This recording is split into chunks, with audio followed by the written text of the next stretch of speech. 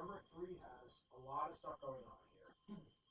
The first thing I like to point out is that water is a liquid, which means water is not going to matter to the equilibrium expression.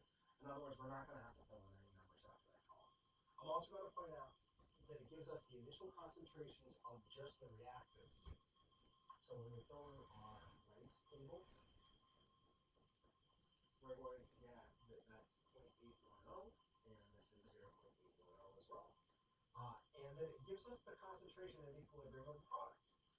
That's actually down here in the equilibrium line. That's really interesting that we have that number. That's 0.645.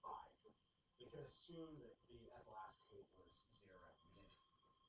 All right, when we do the change, we're going to have this is plus x, this is plus x, wrong sign. That's minus x, that's minus x because they're going to be going away during the reaction. We're starting with a large amount. And this is plus x because stoichiometrically they're 1, so minus x and plus x is what we get. Now, that means that this is 0.810 minus x, and this is 0.810 minus x. Right.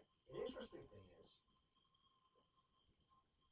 0 plus x is 0.645. That means we know what x is. X is 0.645. We didn't have to do any other crazy math to figure that out. We can now plug that into these two expressions, and we can get at equilibrium, this is 0.165, and this is 0.165. And they're both in molarities, as we're dealing with molarities with all these numbers. But guess what? It didn't actually ask us to calculate the amount of the two reactants and the products. The only reason we had to do that is those numbers are going to be important for equilibrium expression. K is going to equal to the product, CH3, CO2, C2H5, over the two reactants. C2H5OH times CH3 COOH. I'm going to point out that the exponents are all in 1 because the coefficients are all in 1.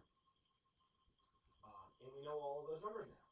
We know that 0.165 is the number in the denominator for both of those.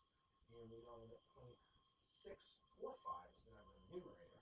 And since we have all the numbers at equilibrium, that's what the E line here means. It means at equilibrium. Since we know all those numbers at equilibrium, we can find out what K is. When we plug all those numbers in and we solve for K, we get that K is equal to 23.7.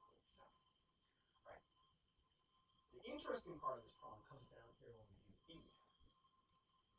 We can use tricks to do D. We don't actually have to go and plug in all these numbers into the equilibrium expression again.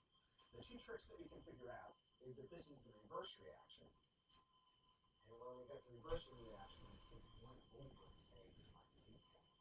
So to get K of the reverse reaction, we take 1 over K.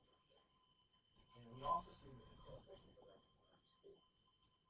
And since the coefficients of everything are 2, we also know that the trick is that when you double all the coefficients, you have to square the K. In this case, we should square the K down here. So the K of the reverse